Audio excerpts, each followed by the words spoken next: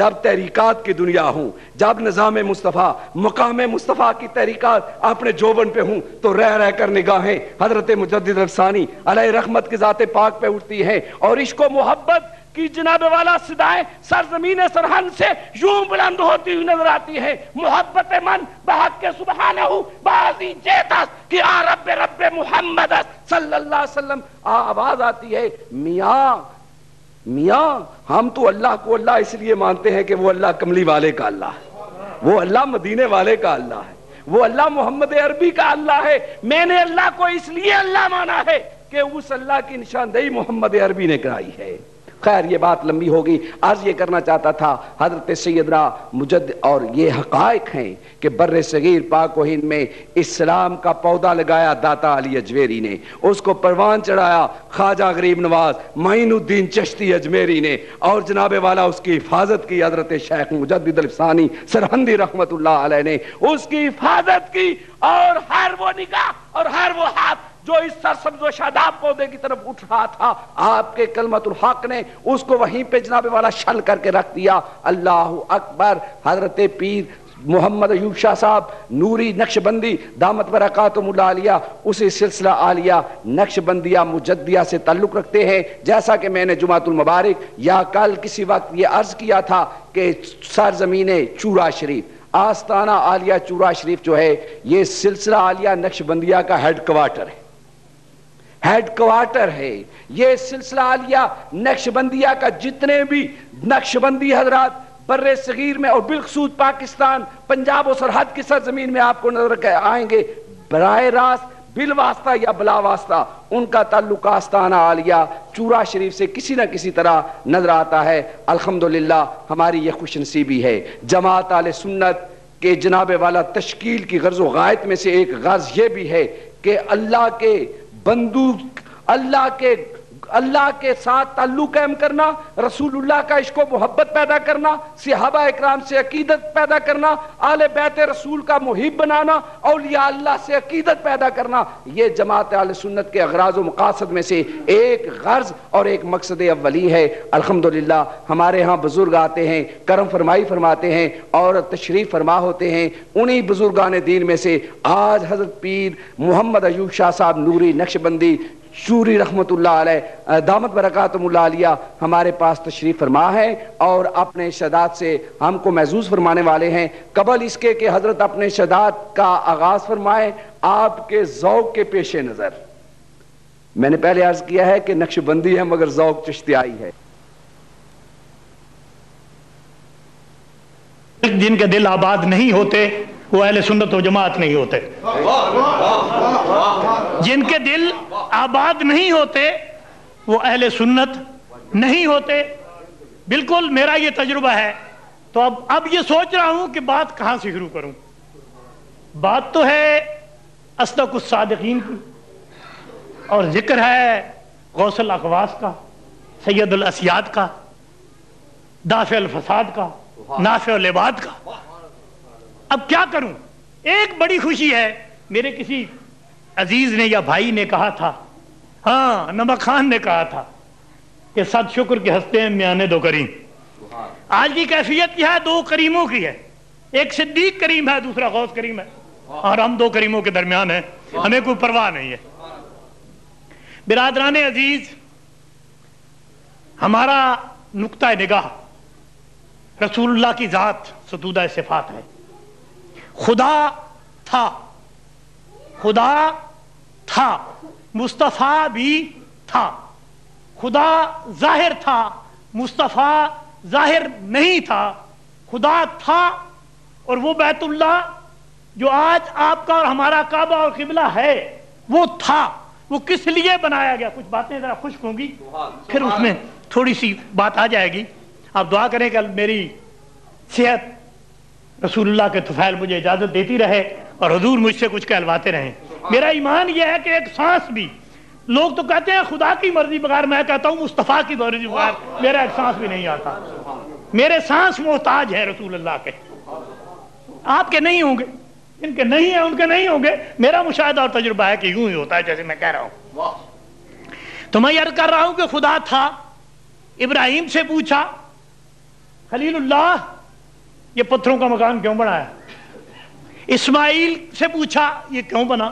سب نے یہ کہا کہ یہ مرکز تھا، مرکزیت کے لیے بنایا، یہ قبلہ بننا تھا اس لیے ہم نے بنایا، یہ رحمت تھی، یہ برکت تھی، یہ امن و امان کی جگہ تھی، یہ کائنات کا محور و مرکز تھا، ساری کائنات کے سر جو ہیں ادھر ہی جھکانے تھے۔ لیکن حالت کیا ہوئی رسول اللہ کی؟ منصع شہود سے جلوہ گری سے پہلے یہ بھول کر بھی نہ کہنا کہ رسول اللہ نہیں تھے، یہ نہ کہنا کہ اس وقت رسول اللہ نہیں تھے، تھے ظاہر نہیں تھے، تھے وہ کب نہ تھے؟ اگر خدا ہے تو مصطفیٰ کیسے نہیں؟ خدا ہے، جب سے خدا ہے اس وقت سے مصطفیٰ ہے۔ دیکھیے ایک بلڈنگ آپ بناتے ہیں، ایک بلڈنگ آپ بناتے ہیں، اس پر کروڑوں روپے صرف ہوتے ہیں، بڑی توانائی صرف ہوتی ہے، بڑی قوت صرف ہوتی ہے، بڑی اس میں بڑی جدوجہد کے بعد سالوں کے بعد ایک تعمیر جو ہے عمارت و تعمیر ہوتی ہے، منصع شہود میں اس کی جلوہ گری جو ہوتی ہے سالوں کے بعد ہوتی ہے، لیکن اس کا خیال انجینئر کے دماغ میں سب سے پہلے ہوتا ہے۔ انجینئر کے دماغ میں سال سال اس کا دماغ پہلے ہوتا ہے، وجود میں بعد میں آتی ہے، لیکن اس کا ہونا انجینئر کے دماغ میں پہلے ہونا ہوتا ہے۔ تو حضور اکرم صلی اللہ علیہ وسلم حقیقت محمدیہ موجود تھی، ہمیشہ سے موجود تھی، اور خدا نے یہ جو تمام پسارا ہے، انی جاعل فی الارض خلیفہ، تو یہ بات بھی اصل میں ماننے اور نہ ماننے کی بات تھی۔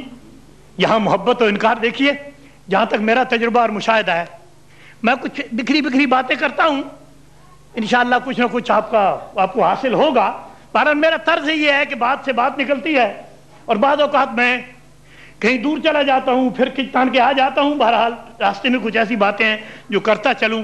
تو دوستان عزیز، میں عرض کر رہا تھا کہ بیت اللہ کو اس لیے بنایا گیا کہ کائنات کے سر ادھر جھکیں گے، یہ کائنات کا مرکز و محور ہوگا، دنیا انسانیت اسے تکریم کی نگاہ سے دیکھے گی، یہاں سے ہدایت کا سر چشمہ پھوٹے گا، اور ہدایت جو ہے وہ کائنات پہ جاری و ساری ہوگی۔ لیکن سب لوگوں نے دیکھا کہ بنانے والا تو بنا گیا بیت اللہ، لیکن حضرت انسان نے اس کا حلیہ بگاڑ کے رکھ دیا، اور خدا دیکھتا رہا، خدا دیکھتا رہا۔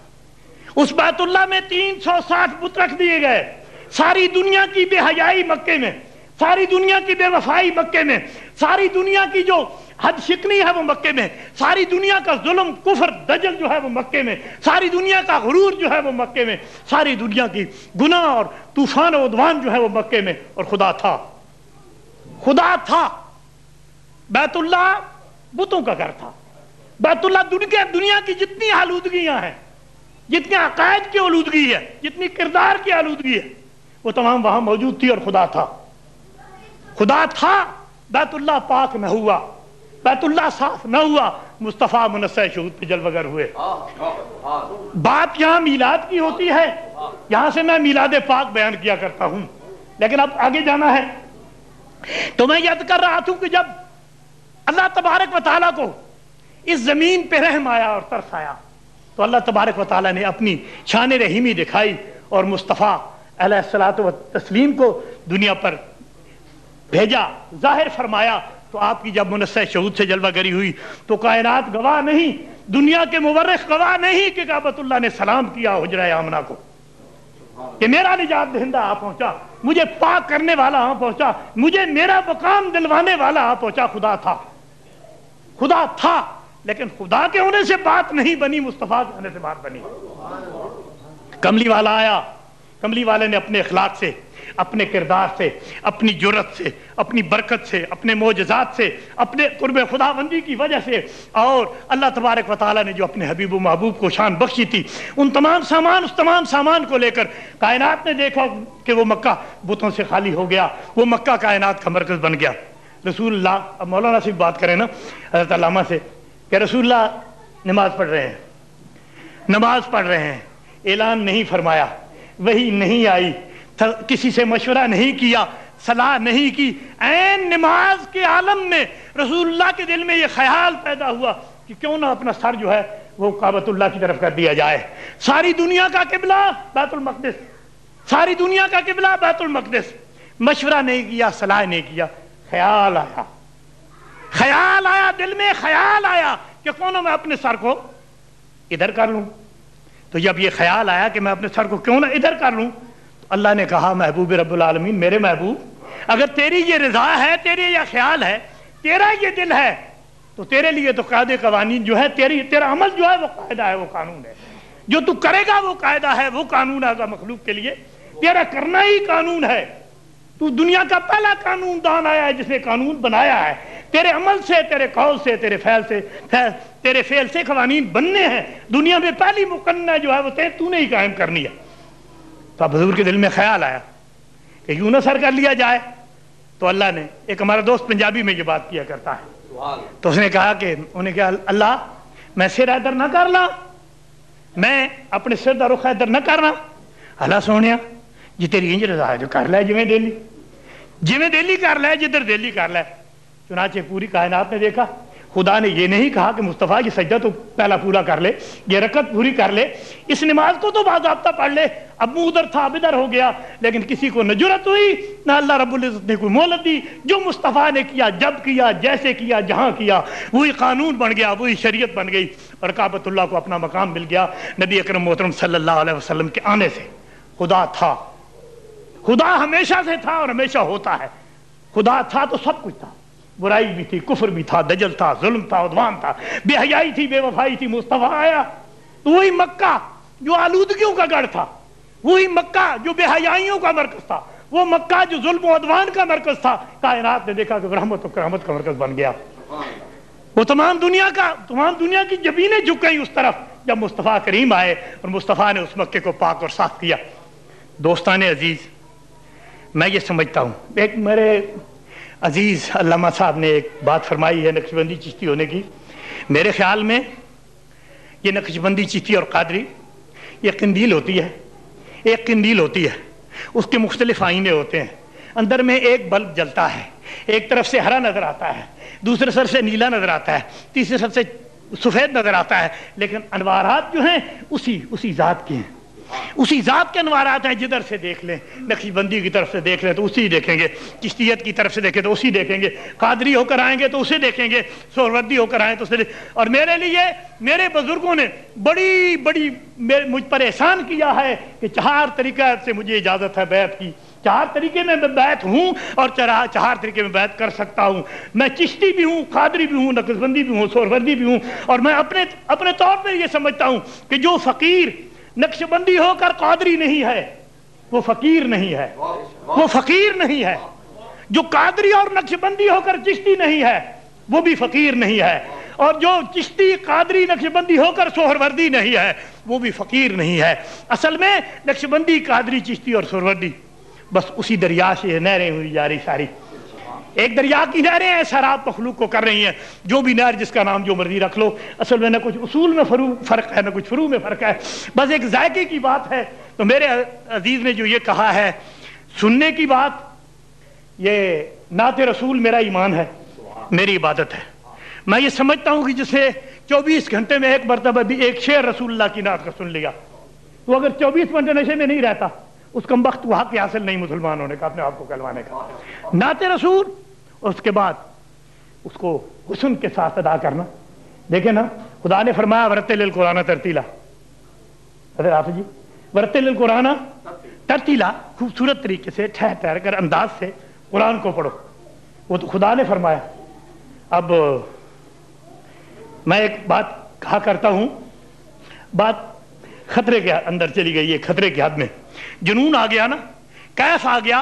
میری یہ بات نہیں، حضرت علامہ جب جرمنی سے حضرت علامہ اقبال اور انگلینڈ سے ڈاکٹریت کی ڈگری لے کے گئے، کائنات نے انہیں فلسفی مانا اور فلاسفر ہو گئے، سب دنیا نے انہیں ڈاکٹر سر محمد اقبال مانا، تو اب وہ اپنے حجرے میں کیا مانگ رہے ہیں کہ خرد کی گتھیاں سلجھا چکا میں، خرد کی گتھیاں سلجھا چکا میں، میرے مولا مجھے صاحب جنوں کر۔ اب جنوں کی بات ہے، اور جنوں کی بات جب تک نہ بنے، مسلمان تو کوئی ہو سکتا ہے، صدیقی نہیں ہو سکتا، مسلمان تو کوئی ہو سکتا ہے، فاروقی نہیں ہو سکتا، مسلمان تو کوئی ہو سکتا ہے، عثمانی نہیں ہو سکتا، مسلمان تو کوئی ہو سکتا ہے، حیدری نہیں ہو سکتا، مسلمان تو کوئی ہو سکتا ہے، حسینی نہیں ہو سکتا، مسلمان تو کوئی ہو سکتا ہے، نقشبندی، چشتی، قادری، سہروردی نہیں ہو سکتا۔ جنون ضروری ہے۔ اور جس ذات ستودہ صفات کا ہم ذکر کرنے والے ہیں، صدیق اکبر، یہ صاحب جنون تھے، یہی تو جنوں تھا. اور میرے ایک دوست کہا کرتے ہیں کہ عقل والوں کے نصیبوں میں کہاں ذوق جنوں, عقل والوں کے نصیبوں میں کہاں ذوق جنوں, عشق والے ہیں جو ہر چیز لٹا دیتے ہیں. عقل والوں کے نصیبوں میں کہاں ذوق جنوں, عشق والے ہیں جو سب چیز لٹا دیتے ہیں. تو جناب والا ہماری محبتوں کا مرکز, ہمارے ایمان کا مرکز, ہمارے ہونے اور نہ ہونے کے فیصلے گنبد خضرا میں ہوتے ہیں. یہ امر واقعہ ہے, ہمارا تعلق ہے حضور سے, ہمارا تجربہ ہے, مشاہدہ ہے. ہم متمتع ہو رہے ہیں, ہم فیض یاب ہو رہے ہیں, ہم وہاں سے متمتع ہو رہے ہیں, ہم کیسے نہ مانیں. اب جناب باری آتی ہے میرے پیر روشن ضمیر بدر منیر صدیق اکبر کی, اصدق الصادقین, اصدق الصادقین حضرت صدیق اکبر. جہاں تک میں نے دیکھا ہے کہ اسلام جو ہے اس کی جو معنویت ہے, اسلام جو ہے اس کی جو روحانیت ہے اور اس کی جو حقیقت ہے, میں نے جب اسے دیکھا اپنے ناقص علم کا یا اپنے جو کچھ بھی اسے سمجھ سکا, میں نے دیکھا تو مجھے یہ محسوس ہوا کہ اخلاص اور ایثار کا نام اسلام ہے. اخلاص اور ایثار کا نام اسلام ہے. ایثار اور اخلاص کا, رسول اللہ میں جو سب سے بڑی ترہ امتیاز حضور کا ایثار اور اخلاص تھا. انبیاء میں جزوی طور پہ کرامتیں تھیں, معجزات تھے, ان کے پاس بڑی بڑی قوتیں تھیں, لیکن تمام قوتوں کو یکجا کر کے, تمام انوارات و تجلیات کو یکجا کر کے رسول اکرم صلی اللہ علیہ وسلم کی ذات ستود و صفات میں ان چیزوں کو مجتمع کیا. لیکن حضور کا جو ترہ امتیاز ہے وہ انکساری, عاجزی, اخلاص اور ایثار ہے, جو کسی میں نہیں ہے. میں یہ کہا کرتا ہوں کہ اللہ تبارک و تعالی مجموعہ صفات ہیں, ایک صفت ایسی ہے جو خدا میں نہیں ہے. اللہ تعالیٰ مجموعہ صفات ہیں, ایک صفت ایسی ہے جو اللہ تبارک و تعالیٰ میں نہیں ہے. تو لوگ حیران ہوتے ہیں, میں کہتا ہوں بھائی عاجزی صفت ہے, خدا میں نہیں ہے. عاجزی صفت ہے, خدا میں نہیں ہے, مصطفیٰ میں ہے. ایک ایسی صفت ہے جو خدا میں نہیں ہے, مصطفیٰ میں ہے. تو اس اخلاص و ایثار جو ہے یہ بنیاد ہے اسلام کی, یہ بنیاد ہے رسول اللہ کے فلسفے کی, یہ بنیاد ہے رسول اللہ کے مشن کی, یہ بنیاد ہے نقشبندیت, چشتیت, قادریت, سہروردیت کی بنیاد ہے, اسلام کی بنیاد ہے, ایمان کی بنیاد ہے. اخلاص جو ہے اور ایثار جب تک نہیں ہوگا اس وقت تک بات نہیں بنے گی. آپ سب کچھ بن جائیں گے, مسلمان نہیں بن سکیں گے. تو میرے دوستان عزیز, میرے پیر روشن ضمیر بدر منیر کا جو ترہ امتیاز ہے ایثار و اخلاص ہے. سب نے وہ جو حضرت نے ضمن ارشادات فرما دیے, میں تھوڑی تھوڑی انہی باتوں کو تھوڑا تھوڑا کرتا جاؤں گا. حضرت نے ارشاد فرمایا دنیا میں ایثار کی معروف جو قسمیں ہیں وہ 3 ہیں. ایثار کی, قربانی کی جو معروف قسمیں ہیں وہ 3 ہیں. مال کی قربانی, جان کی قربانی اور اولاد کی قربانی. اور سب سے خطرناک قربانی جو ہوتی ہے اولاد میں سے بیٹی کی قربانی. یہ سب سے بڑی قربانی ہوتی ہے, بیٹی دینے کی قربانی. تو جب مال مانگا تو آپ نے دیکھا کہ پروانے کو چراغ تو بلبل کو پھول, بس صدیق کے لیے خدا کا رسول بس. صدیق گھر کیا چھوڑ کے آئے ہو, کملی والے گھر تیرا اور تیرے خدا کا نام چھوڑ کے آیا.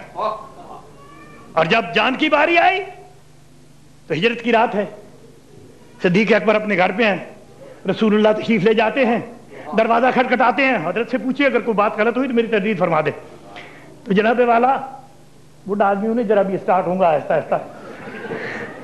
تو اب جناب جب دروازہ کھٹکھٹایا رسالت پناہ میں تو صدیق اکبر نے قانون کے تحت پہ استفسار کیا, یار کون ہے دروازے پہ؟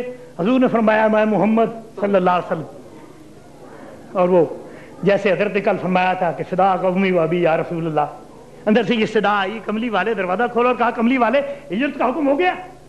ابھی حضور نے ظاہر نہیں فرمایا, ابھی حضور نے کچھ نہیں کہا, صدیق نے پہلے ہی کہہ دیا ہجرت کا حکم ہو گیا. کہاں صدیق ہو گیا, چل پڑے. گھر والوں کو کچھ نہیں کہا, حضور نے ساتھ فرمایا ساتھ چل پڑے.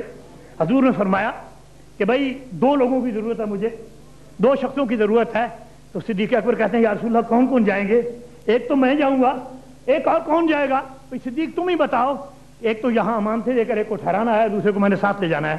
تو پہلا سوال یہ کیا کہ یا رسول اللہ خطرناک کام کون سا ہے؟ خطرہ کس کام میں زیادہ ہے؟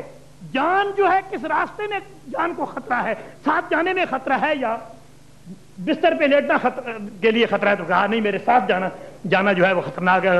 عرض کی یا رسول اللہ میں آپ کے ساتھ جاؤں. پھر آپ نے دیکھا وہ بار نبوت, وہ جناب سور کا پہاڑ حضرت دیکھا ہے. اللہ تعالیٰ جنہوں نے نہیں دیکھا ان سب کے نصیب میں کرے. میں بھی اس دفعہ جانے والا ہوں, آپ لوگ دعا کریں، سرکار نے مجھے بلایا ہوا ہے انشاءاللہ، اور میں حاضری کے لیے بالکل پابہ رکاب بیٹھا ہوں. وطن جا کر انشاءاللہ رمضان المبارک کے بعد حاضری ہوگی تو اللہ تعالیٰ پھر کبھی ملاقات کرائے گا تو وہاں کے ظاہری حالات بتائیں گے، باطنی تو ہیں ہی ہیں. تو میں نے یہ عرض کیا کہ جب حضور کے ساتھ حضور روانہ ہوا، میرا پیر روشن ضمیر بدر منیر جب چلا تو جاتے جاتے غار میں چلے گئے. اب میرے پیر کی بات شروع ہوتی ہے. اب میں صدیق کی شان کے متعلق کچھ عرض کرنا، جو میں سمجھاؤں گا، جو کچھ میں نے جانا ہے. اب جناب اندر چلے گئے تو باہر کفار آ گئے تو پاؤں ان کے نظر آئے صدیق کو. نبی اکرم محترم صلی اللہ علیہ وسلم جس زانو پاک کا ذکر کیا ہے، جس سر اقدس کا ذکر کیا ہے میرے یار نے، کہہ دوں یار، ہاں آپ ہمارے یار ہیں، آج کے بعد عزیز وزیز نہیں ہیں. ہاں وہ ستی باتیں ہیں، وہ بازاری لفظ ہیں، عزیز ہوا فلاں یا وہ ہوئی جو یاری. تو جناب والا میرے یار نے ذکر کیا ہے، کوئی زانو تھا وہ بھی بڑا قیمتی تھا، اور کوئی سر جو تھا وہ بڑا قیمتی تھا. تو بڑا قیمتی سر بڑے زانو پہ محو استراحت تھا. نبی کو سونا نہیں کہتے، یہ مسئلہ یاد رکھنا. جو یہ کہے گا کہ نبی سویا ہوا تھا وہ بیوقوف ہے، وہ گناہ کرتا ہے، وہ توہین کرتا ہے رسول کی. گواہ اللہ تبارک و تعالیٰ فرماتے ہیں انا ارسلناک شاہد. ایک نقلی ثبوت دوں گا، ایک عقلی دوں گا. نقلی ثبوت یہ ہے کہ اللہ تبارک و تعالیٰ فرماتے ہیں انا ارسلناک شاہدا، یا رسول اللہ صلی اللہ علیہ وسلم ہم نے آپ کو شاہد بنا کے بھیجا ہے، گواہ بنا کے بھیجا ہے. وہاں کوئی پابندی نہیں لگائی کہ کس زمانے کے لیے، کس مکان کے لیے، کس ملک کے لیے، کس دور کے لیے، ہونے کے لیے، نہ ہونے کے لیے، آگے کے لیے، پیچھے کے لیے، یمین کے لیے، یسار کے لیے نہیں. بس آپ کو گواہ بنا کے بھیجا ہے. آپ کی ذات لامحدود ہے، اس طرح آپ کی جو معجزات ہیں وہ بھی لامحدود ہیں، اور آپ کے ذمہ جو کام ہے وہ بھی لامحدود. تو جناب والا جب پاؤں نظر آئے کفار کو تو میرا پیر روشن ضمیر اسے تھوڑا سا کرب ہوا، تھوڑی سی تکلیف ہوئی کہ کافر دروازے پہ پہنچ چکے ہیں، ہو نہ ہو کہیں میرے محبوب کو اور حبیب کو یہ لوگ تکلیف نہ دے. تو کچھ تلملائے تو حضور اکرم صلی اللہ علیہ وسلم نے اپنی چشم جو ہے، چشم رحمت وہاں کی. اب میر نے کہا ہے کہ میر ان نیم باز آنکھوں میں، میر ان نیم باز آنکھوں میں ساری مستی شراب کی سی ہے. اور جب لب مبارک کھولے تو اس میں سودا کچھ اور کہہ گیا اور میر کچھ اور کہہ گیا. سودا کہتا ہے کہ کیفیت چشم اس کی مجھے یاد ہے، سودا کیفیت چشم اس کی مجھے یاد ہے، سودا ساغر کو میرے ہاتھ سے لینا کہ چلا میں. اور میر کہتا ہے کہ کیفیت ان لبوں کی کیا کہیے، کیفیت ان لبوں کی کیا کہیے، پنکھڑی ایک گلاب کی سی ہے اور ساری مستی شراب کی سی ہے. میر ان نیم باز آنکھوں میں، ان نیم باز آنکھوں کو سرور کائنوں کون مکان واقعہ، وہ آنکھیں جو سدرۃ المنتہا کی بتیاں توڑتی ہوئی آگے چلی گئی، یہاں کائنات کی آنکھیں، وہ آنکھیں موسیٰ ڈھونڈتا رہا طور پہ، رب ارنی لن ترانی، نہیں دیکھ سکتے آپ. جد کی سب کچھ کیا لیکن نہیں دیکھ سکتے آپ، کیونکہ اللہ تبارک نے فرمایا موسیٰ میں نے اپنے دیکھنے والی آنکھوں کا تو ایک ہی جوڑا بنایا ہے جو آمنہ کے لال کے چہرے پہ فٹ کر دیا. اور صفحہ دہر پہ صنعت گرے قدرت نے امیر اس کی تصویر وہ کھینچی کہ قلم توڑ دیا، اس کی تصویر وہ کھینچی کہ قلم توڑ دیا. اب جناب چشم واہ ہوئی دھرے دنداں سے، جب واہ ہوئے کلیاں کھلیں. صدیق کیا ہے، صدیق کیا ہے، یہ تجاہل عارفانہ میرے کملی والے کا. کملی والے تو یہ کیا، وہ کیا ہے جو تیرے پاس نہیں ہے، وہ کیا ہے جو تجھے پتا نہیں ہے، جو تجھے پتا نہیں ہے وہ ہے ہی نہیں. وہ ایسی کوئی چیز کائنات ارضی و سماوی میں نہیں ہے جس کا تو علم نہیں رکھتا. کملی والے کہتے ہیں جی نبی کو علم غیب نہیں ہے. بعض احمق یہ کہتے ہیں کہ نبی کو لفظ نبی استعمال کرتے ہیں، جاہل، نبی کو علم غیب نہیں ہے. تو میں کہتا ہوں بے وقوفوں، نبی نبعون سے مشتق ہے، اور نبعون کا معنی ہی غیب جاننے والا ہے. جو غیب نہیں جانتا وہ نبی کیسے ہے؟ وہ نبی ہو سکتا ہی نہیں جو غیب نہ جانے. اور پھر میرا نبی، کائنات کا نبی، وہ یارو شجر و حجر کا نبی، نباتات کا نبی، حیوانات کا نبی، کائنات کا نبی، ازل کا نبی، ابد کا نبی، آسمان کا نبی، زمین کا، اور تخت سرا کا نبی، سریا کا نبی، مکان کا نبی، لال مکان کا نبی. اور جناب کہتے ہیں جی انہیں علم نہیں ہے، وہ جانتے کچھ نہیں، غیب نہیں جانتے. ہو نبی اور جانتا کوئی نہ، تمہارا کوئی نبی ہوگا جو نہ جانتا ہوگا ہمارا ہمنا کلال، محبوب رب ذوالجلال، فاطمہ کا ابا، حسنین کا نانا، صدیق کا مرشد تو سب کو جانتا ہے. اب جناب تجاہل عرفانہ ہے، یہ محبت کی باتیں ہیں، یہ جنون اور پیار کی باتیں کہ عاشق پوچھ رہا ہے اپنے محبوب سے. حضور فرما رہے ہیں، محبوب ارشاد فرما رہے ہیں کیا ہے صدیق؟ تو صدیق کہتے ہیں یا رسول اللہ کچھ نہیں ہے. پریشان کیوں ہو؟ یہ اندر کی بات ہے یا باہر کی ہے؟ پریشانی تو اندر ہوتی ہے. تو صدیق کی پسلیوں کے اندر سے نبی نے کن آنکھوں سے دیکھا؟ اس راز کو کیسے رسول اللہ نے جانا کہ صدیق پریشان ہے؟ صدیق نے کوئی واویلا نہیں کیا، صدیق رویا نہیں، آہو بکا نہیں کی، تڑپا نہیں. وہ تو جفا برداشت کرنے والا ہوتا ہے عاشق. جفا جو عشق میں ہوتی ہے وہ جفا ہی نہیں، اور ستم نہ ہو تو محبت کا کچھ مزہ ہی نہیں. یہ بات پر وہ بات جانے نا، مزہ شراب کا زاہد بیچارہ کیا جانے. یہ باتیں وہ جانے جسے خود جنون ہو، جسے خود عشق ہو، جسے خود محبت ہو، جسے خود لگاؤ رسول کی ذات. اب جناب حضور نے جب اصرار فرمایا تو عاشق دار وہ بھی مسکراتے ہوئے کیا اٹھا، سرور کونو مخاں کوئی پرواہ نہیں. عاشقوں کو جان کی پرواہ نہیں ہوتی. آپ کے لیے تھوڑی سی تشویش ہے کہ آپ کو کوئی گزند نہ پہنچے. تو منکرین جو ہیں وہ سامنے آ گئے ہیں، ان کے پاؤں مجھے نظر آ رہے ہیں، وہ کچھ مشورے کر رہے ہیں اور باتیں کر رہے ہیں. حضور کھل کے مسکرائے، حضور کھل کے مسکرائے اور ارشاد فرمایا میں قربان جاؤں. قرآن نے نقشہ کھینچا، قرآن نے فوٹو لے لیا، قرآن نے فوٹو لے لیا، فوٹو لے لیا بالکل، اور ویڈیو کر لیا، ویڈیو کیس کر لیا، صورت بھی بنا لی اور جناب بات بھی لے لی. قرآن نے بیان کیا کہ حضرت نبی کریم صلی اللہ علیہ وسلم نے ارشاد فرمایا کہ لا تحزن صدیق، لا تحزن ان اللہ معنا. معنا فرمایا، معی نہیں فرمایا. یہ نہیں کہا کہ صدیق تو گھبرا نہیں، رب میرے ساتھ ہے، یہ نہیں فرمایا، بلکہ ارشاد فرمایا ان اللہ معنا، ہم دونوں کے ساتھ ہے خدا. اب جناب وہ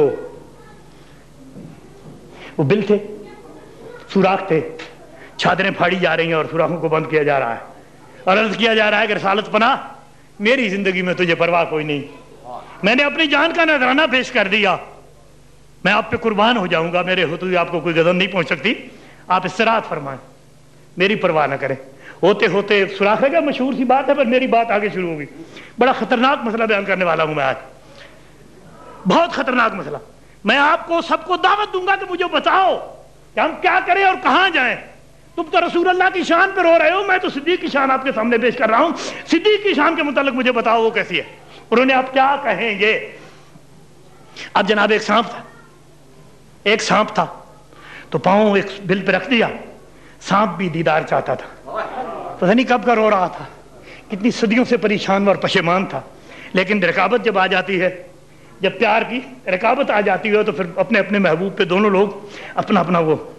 تو صدیق نے پاؤں ٹکا دیا کہ میرے ہوتے ہوئے پھر اور کوئی عاشق بنے، میں بننے دیتا ہوں. عاشق اظہار تو صورت پہ مٹا تو میں ہوں اور اس کو جانا میں نے، پہچانا میں نے. تو اب جناب سانپ نے ڈسا، پھر ڈسا، پھر ڈسا. صدیق نے پاؤں نہ کھینچا. ایک بات ہے، صدیق نے پاؤں نہ کھینچا. اور یارو اگر صدیق پاؤں کھینچتا تو استقامت صدیقیوں میں کہاں سے آتی؟ اہل سنت میں استقامت کہاں سے آتی؟ اگر وہ پاؤں لرز جاتا تو پاؤں کون سا پاؤں کھڑا ہوتا ہے؟ استقامت کہاں سے لوگ لیتے؟ تو اہل سنت و جماعت آپ صدیقی ہیں اور استقامت پہلی نشانی ہے آپ کی. اب جناب زہر کا اثر ہوا بتقاضائے بشری، عشق آڑے آتا رہا آتا رہا آتا رہا، زہر ترائیت کرتا رہا. وہ عاشق زار اس زہر کی جفا سے لذت یاب ہوتا رہا. ہوتے ہوتے آنکھوں سے قطرے گرے. کہاں گرے؟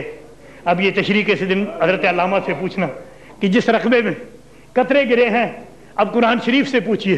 قرآن کے فوٹو، قرآن نے جو فوٹو اتارے ہیں، جو تصویر حضور کی کھینچی ہے، کہاں گرے قطرے؟ یہ مضمون آپ کو دے رہا ہوں، آپ نے کسی دن ان مقامات اعلیٰ کے متعلق فرمانا ہے کہ وہ قطرے کہاں گرے تھے، کس کی آنکھ کے قطرے تھے اور کہاں گرے تھے. یہ مضمون میں باقی چھوڑتا ہوں آپ کے لیے. اب قطرے گرے، پھر وہی آنکھ، وہ چشم نیم باز، وہی آنکھ اٹھی. جو اٹھے تقدیر بدل دے، موسم بدل دے، حالات بدل دے. اور قیامت کے دن میرے ایک صوفی دوست نے مجھے بتایا ہے کہ قیامت کے دن رسول اللہ کچھ بھی نہیں کریں گے، رسول اللہ کچھ بھی نہیں فرمائیں گے. جب جرائم سامنے آئیں گے اور مجرم سامنے آئیں گے تو اللہ رب العزت رسول اللہ کی طرف دیکھیں گے اور حضور صرف اپنا چشم اشارہ ابرو جو ہے وہ فرمائیں گے کہ ادھر لے جاؤ یا ادھر لے جاؤ، بس اسی پہ فیصلے ہو جائیں گے۔ ان کے اشارے جو ہیں، نگاہوں کے اشارے، وہاں لوگوں کا بیڑا غرق بھی ہوگا اشاروں سے اور ترے گا بھی اشاروں سے۔ ہم ان خوش نصیبوں میں سے ہیں کہ انشاءاللہ وہ اشارہ ہمارے حق میں ہوگا۔ نعرہ تکبیر، نعرہ رسالت، نعرہ حیدری۔ اب جناب قطرے گرے، وہ چشم نیم باز واہ ہوئی، ارشاد گرامی پھر ہوا، پھر وہی ہونٹ لے جو بات کریں تو اللہ پکار اٹھے، وما ینطق عن الہوی ان هو الا وحی یوحی۔ میرا نبی لغو باتیں نہیں کیا کرتا، اس کے منہ سے واہیات کوئی چیز نہیں نکلتی، اس کے منہ سے جو کچھ بھی نکلتا ہے وحی الہی ہوتا ہے۔ یوں ہی بات ہے جناب، ان هو الا وحی یوحی۔ اب جناب صدیق کو تکلیف ہوتی ہے، رنگ متغیر ہوتا ہے۔ اب رسول اللہ وہ رحمت دو عالم، وہ رحمت کائنات، وہ جان کائنات، وہ روح کائنات، تو ہم اور آپ کے لیے دعائیں مانگتا ہے، وہ تو گالیاں دینے والوں کے لیے رحیم و کریم ہے، اور اپنے عاشق اظہار کے لیے کیسے رحیم و کریم نہیں ہوگا۔ اب اٹھے، معائنہ فرمایا، اور ہائے ہائے، اب یہاں سے بات شروع ہوتی ہے خطرناک جو میں نے عرض کی تھی۔ صدیق کے پاؤں کو پکڑا، کن ہاتھوں سے پکڑا حضور؟ ان ہاتھوں کو کیا کہتے ہیں؟ محمد کے ہاتھوں کو خدا کیا کہتا ہے؟ آپ کیا کہیں گے؟ کیا پدی اور کیا پدی کا شوربہ، آج کا ناقص انسان کیا کہے گا؟ خدا سے پوچھو۔ وہ تو عام اولیاء کے لیے بھی یہ ہے کہ جو لوگ میرے رسول اللہ کی اتباع کرتے ہیں اور میرے احکام مانتے ہیں، میں ان کے پاؤں بن جاتا ہوں، میں ہاتھ بن جاتا ہوں، میں یہ بن جاتا ہوں، وہاں صورت کچھ اور ہے۔ حضور کے ہاتھوں کو تو کئی مرتبہ خدا نے اپنے ہاتھ کہا ہے، ما رمیت اذ رمیت ولکن اللہ رمی ید اللہ فوق ایدیہم، اور کئی مقامات پہ رسول اللہ کے وہ ہاتھ مبارک کو اللہ نے اپنا ہاتھ کہا۔ بتائیں، خدا کا ہاتھ ہے، ہاتھ ہے خدا کا، جا کہاں رہا ہے؟ ہاتھ خدا کا ہے، صدیق کے تلووں کے لیے دیکھ رہا ہے، اور آنکھیں کون سی ہیں؟